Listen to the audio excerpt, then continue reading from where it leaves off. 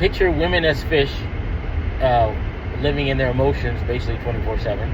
And if they do come out of it, they can only, stand the logic air for so long before they have to dip right back in there, because that's their element. Similar, and then same thing with guys. Ours is the opposite. If you haven't gotten a clue by now, that imagine we're on the beach, or we're in the air above ground in our logic 99.9% of the time, with the exception of when we get emotional or when we get horny. Because when we're lustful, we're liable to do all sorts of silly things that we shouldn't. But the reason why women want a guy where they try to say, I want you to be emotionally intelligent or emotionally available, is because they can't beat you with logic. Because if you were to use your logic, you would look and say, you know what, this woman's not even a virgin. She slept with a certain number of guys, and she drinks, she smokes, whatever it is, she has a bad attitude more often than I like her to have.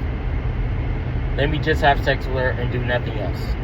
You will always be in control if you stay in your logic and you don't stay in your lustful zone too long.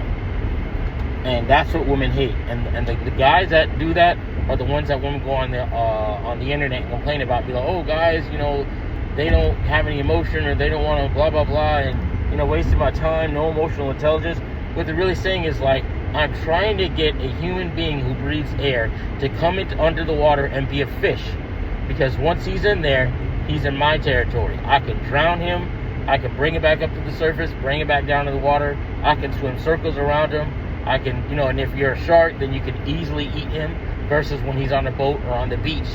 Like, without being in the water, you can't do anything to him. All you can do is just entice him. Be like, hey, come on in, the water's fine.